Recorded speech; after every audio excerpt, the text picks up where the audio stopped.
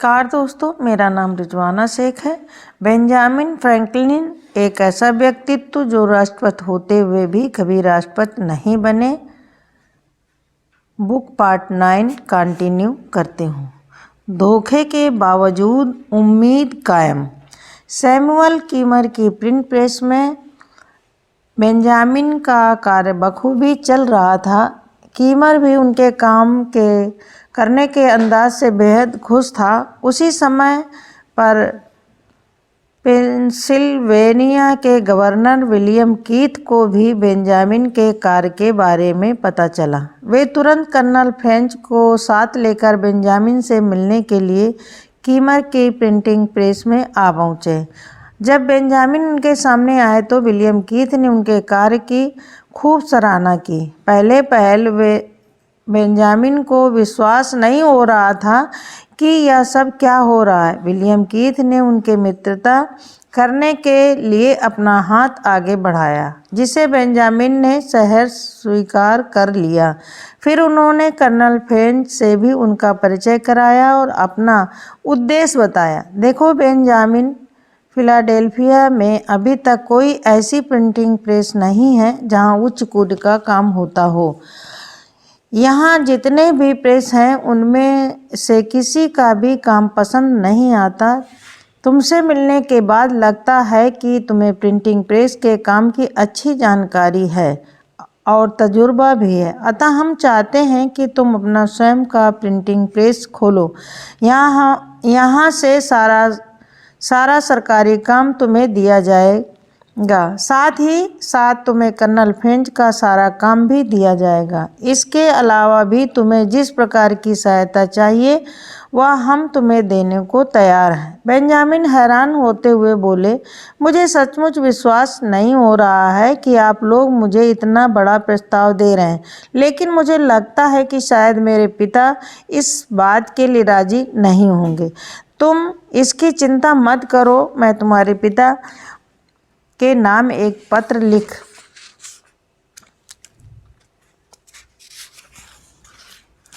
देता हूँ जिसमें उन्हें तुम्हारी योग्यता से अवगत कराऊंगा और प्रिंटिंग प्रेस से जुड़े सभी पहलुओं और लाभ की जानकारी उन्हें दूंगा। मुझे पूरा विश्वास है कि वे कभी मना नहीं करेंगे और तुम्हें काम शुरू करने की मंजूरी दे देंगे, कीथ ने कहा। यहाँ पर बेंजामिन से एक बड़ी गलती हो गई थी। उन्होंने एक ऐसे इंसान पर भरोसा कर लिया था जिसके चरित्र के बारे में उन्हें कुछ भी पता नहीं था। उस दिन बेंजामिन विलियम कीथ की अच्छी बातों में फंस गए थे। विलियम कीथ के साथ बेंजामिन ने एक सबक सीखा कि एक अनजान इंसान पर कितना भरोसा करना चाहिए। विलियम कीथ की बातों में आकर बेंजामिन अपने पिता से अनुमति लेने के लिए अपने शहर बोस्टन के लिए रवाना हुए। बेंजामिन को देखकर जोसाया और अबिया बेहद खुश हो गए। सभी से बातचीत के दौरान उचित समय देखकर बेंजामिन ने अपने काम के बारे में पिता से विस्तार पूर्वक चर्चा की और उन्हें गवर्नर कीथ के प्रस्ताव से अवगत कराया।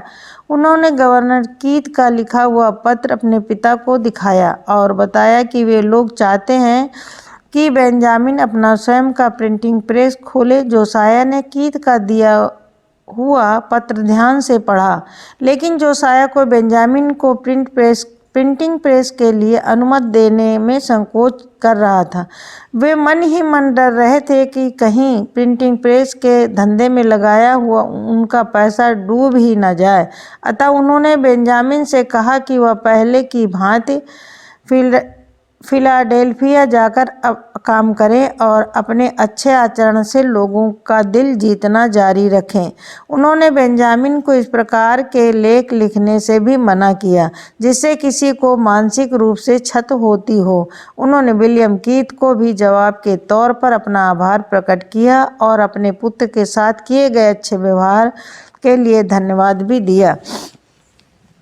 बेंजामिन एक बार पुनः बोस्टन से रवाना हो गए, लेकिन इस बार उनके साथ माता पिता का आशीर्वाद और ढेर सारी शुभकामनाएं थीं।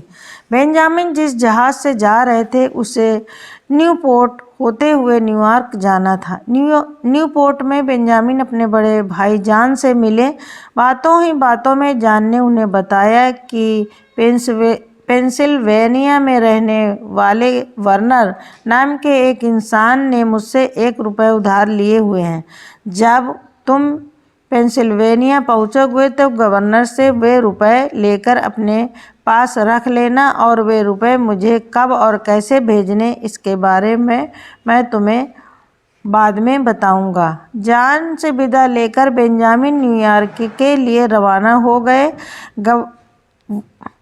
वर्नर से अपने भाई जॉन के पैसे वसूलने के बाद वे फिलाडेल्फिया पहुंचे। बेंजामिन को उन वसूले हुए रुपयों में से भी कुछ पैसे खर्च करने पड़े। बेंजामिन के अनुसार वर्नर से लिए गए पैसे खर्च करना या उनके जीवन का सबसे बड़ी गलती थी और इससे सिद्ध होता है कि कम उम्र में ही बेंजामिन को किसी महत्वपूर्ण व्यापार को संभालने के लिए अयोग्य समझकर उनके पिताजी ने भूल नहीं की थी।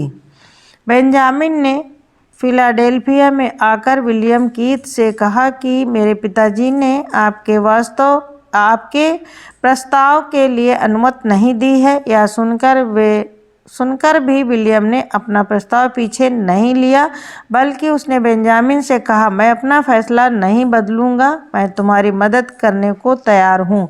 तुम्हें प्रिंटिंग प्रेस लगाने के लिए जिन जिन वस्तुओं की आवश्यकता है उनकी एक सूची बनाकर मुझे दो। मैं इसे लंदन से मंगवाने का प्रबंध करता हूँ। मेरे रुपए तुम जब चाहो लौटा देना। कीथ की बातें सुनकर बेंजामिन मन ही मन बहुत प्रसन्न हुए और उसका धन्यवाद करने लगे। उस समय कीथ उन्हें दुनिया का सबसे विनम्र व सज्जन इंसान लग रहा था, लेकिन यदि उनके किसी दोस्त को जो विलियम कीथ को अच्छी तरह से जानता था या पता होता कि बेंजामिन नई प्रिंटिंग प्रेस के लिए विलियम कीथ पर निर्भर है, तो वह निश्चित ही बेंजामिन को कीथ पर भरोसा करने की सलाह न देता। बेंजामिन को बाद में पता चला कि विलियम कीथ ऐसा इंसान है जो सीधे साधे लोगों से बड़ी तत्परता से वादे करता है, लेकिन उन्हें कभी पूरा नहीं करता। विलियम कीथ के चरित्र से बेखबर बेंजामिन ने एक पूरा प्रिंटिंग प्रेस यूनिट लगाने की एक सूची तैयार की। इसमें प्रिंटिंग मशीन, कंपोजिंग के लिए टाइप, कुछ औजार, थोड़ा कागज़ और थोड़ा छुटपुट सामान था, जिसकी कीमत लगभग 100 पाउंड थी। कीथ ने सूची देखकर बेंजामिन को ही लंदन जाकर मशीन और बाकी का सामान खरीद ले आने की सलाह दी। उसका मानना था कि यदि बेंजामिन स्वयं सामान लेने जाते हैं तो इससे एक तो वे अपनी पसंद से सारा सामान खरीद सकते हैं और दूसरे वहां जाकर वे कई कागज तथा पुस्तकें व्यापारियों से मेलजोल बढ़ा सकते हैं। बेंजामिन ने सहर्ष लंदन जाने की सहमति दे दी। लंदन जाने का दिन नज़दीक आता जा रहा था। कीथ ने उससे पहले ही कह दिया था कि लंदन रवाना होने से पूर्व किसी निश्चित दिन वे उनसे लंदन में कुछ लोगों के नाम, पत्र, मशीन और बाकी का सामान खरीदने के लिए पैसे और बाकी के जरूरी कागज आदि लेने आ जाएं। निश्चित दिन बेंजामिन उनके घर गए तो कीथ ने उनसे यह कहा कि समय न मिलने के कारण वे कागज तैयार नहीं कर पाए, अतः कल आकर कागज ले जाएं। बेंजामिन अगले दिन उनसे मिलने गए तो कीथ ने फिर से वही उत्तर दिया और बेंजामिन को वापस भेज दिया। यह सिलसिला कई दिनों तक चलता रहा और बेंजामिन कीथ के घर चक्कर लगाते रहे। अंततः उनके लंदन जाने का दिन आ गया और अभी तक उन्हें कीथ की ओर से कोई कागज आदि नहीं मिले थे। उस दिन बेंजामिन कीथ के सचिव से मिले तो उसने बताया कि बेंजामिन, आप जहाज पर सवार हो जाएं। जब आप जहाज न्यू कासल में जाकर रुकेगा तो कीथ आपसे वहीं मिलेंगे और सारे कागज आपको दे देंगे। बेंजामिन को बहुत हैरानी हो रही थी कि आखिर क्या हो रहा है, लेकिन मामला उनकी समझ में नहीं आ रहा था। उन्हें थोड़ी शंका हुई कि आखिर कीथ ऐसा जानबूझकर तो नहीं कर रहे हैं? यदि कर रहे हैं तो ऐसा क्यों कर रहे हैं? जहाज के चलने में भी कुछ समय था। अचानक उनकी नज़र कर्नल फ्रेंच पर पड़ी। वे तेजी से चलते हुए जहाज की ओर चले आ रहे थे। उनके हाथ में बहुत से कागज़ों का एक बैग था। उन्होंने यह बैग जहाज के कप्तान के हवाले कर दिया। जब जहाज लंदन पहुंचने वाला था तो कप्तान ने बेंजामिन को बुलाकर उस बैग में से अपने कागज़ लेने को कहा। बेंजामिन ने देखा कि उस बैग में 6-7 कागज़ उनके काम के थे जो कीथ ने दिए थे। बेंजामिन ने कागज़ों को अपने बैग में संभाल कर रखा। इसके पश्चात उन्हें कुछ राहत मिली। वे 24 दिसंबर को लंदन पहुँचे। वहाँ पहुँचते ही वे सबसे पहले कागज़ के एक व्यापारी की दुकान पर गए। उन्होंने उसे अपना परिचय दिया और एक कागज़ उसे देते हुए कहा, यह कागज़ गवर्नर विलियम कीथ ने आपके लिए भेजा है। लेकिन मैं तो विलियम कीथ नाम के किसी इंसान को नहीं जानता, दुकानदार ने जवाब दिया। जब उस दुकानदार ने वह कागज़ खोलकर देखा तो बोला, अरे यह पत्र तो रिडलसन का लिखा हुआ है। वह तो बहुत धूर्त इंसान है। वह कई लोगों को धोखा दे चुका है। वह तो मक्कारों का भी बादशाह है। मेरे ऐसे इंसान से कोई संबंध नहीं है। बेंजामिन को उसकी बात सुनकर गहरा धक्का लगा। फिर उसने बाकी के पत्र भी अन्य दुकानदारों को दिखाए तो पता चला कि वे पत्र भी कीथ द्वारा नहीं लिखे गए थे। बेंजामिन की आंखों के आगे अंधेरा छाने लगा। उनका दिल बड़ी ज़ोर ज़ोर से धड़कने लगा और मन में कीथ को लेकर कई प्रकार के संदेह उत्पन्न होने लगे। इसी उधेड़ बुन में वे वापस आए और आकर डेनहैम नाम के एक व्यापारी से मिले। डेनहैम उनके साथ ही जहाज में सवार होकर आया था। बेंजामिन और डेनहैम में गहरी मित्रता हो गई थी। उन्होंने डेनहैम से विलियम कीथ के बारे में बातचीत की और उन्हें सारा वृत्तांत कह सुनाया। डेनहैम पूरी बात सुनकर जान गया कि बेंजामिन के साथ धोखा किया गया है। जहाज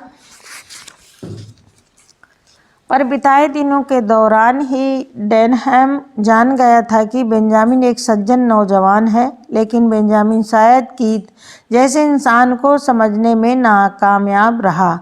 दरअसल कीथ मासूम तथा भोले भाले लोगों की भावनाओं के साथ खिलवाड़ किया करता था। लोग उसे एक नंबर का झूठा फरेबी और मक्कार कहते थे। वह बहुत झगड़ालू प्रवृत्ति का इंसान था और सदा लोगों से फरेब किया करता था। कुल मिलाकर वह एक धूर्त इंसान था। बेंजामिन को विश्वास नहीं हो रहा था कि वह भी कई लोगों की तरह कीथ के जाल में फंस गया है। उसे कीथ से इस प्रकार के बर्ताव की बिल्कुल उम्मीद नहीं थी। वह जितनी बार भी कीथ से मिला, हर बार उसे कीथ का चरित्र और बर्ताव अच्छा ही लगा। वह हमेशा लोगों के भले की बात करता था और गवर्नर की हैसियत से हमेशा लोगों की ज़रूरतों का भी ध्यान रखता था। लेकिन इस प्रकार के रवैये ने बेंजामिन को भी परेशानी में डाल दिया था। डेनहैम ने भी बेंजामिन को कीथ के रवैये से वाकिफ करवाया था कि वह विश्वास पात्र इंसान नहीं है।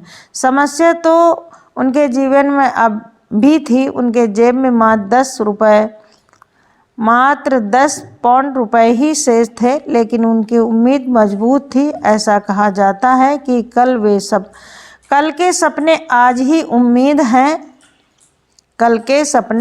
की उम्मीद हैं और आज की उम्मीद आने वाले कल की हकीकत है। इंसान की ज़िंदगी में उम्मीद की इतनी अहमियत होने के बावजूद भी लोगों में एक मान्यता काफ़ी प्रबल है, किसी से भी उम्मीद करना बेकार है, क्योंकि जब उम्मीद टूटती है तब बड़ी तकलीफ़ होती है। लोग ऐसा इसलिए करते हैं क्योंकि वे उम्मीद को संभाल नहीं पाते। उम्मीद का एक ईश्वरीय गुण बेंजामिन में भी था, इसलिए विलियम कीथ द्वारा धोखा देने के बावजूद भी बेंजामिन ने अपनी उम्मीद नहीं छोड़ी और ना ही वे निराश होकर बैठे रहे। उन्हें पता है कि हम सबसे जीवन में होने वाली ऐसी कई नकारात्मक और सकारात्मक घटनाएं हमारे रुके हुए जीवन को गति प्रदान करने के लिए ही आती हैं। वह गति हमारे विकास की होती हैं। अब बेंजामिन भी विकास के पथ पर चल पड़े थे। जहाज के मित्र डेनहैम ने बेंजामिन को लंदन में ही किसी प्रिंटिंग प्रेस में नौकरी करने और कुछ नई बातों को सीखने का सुझाव दिया।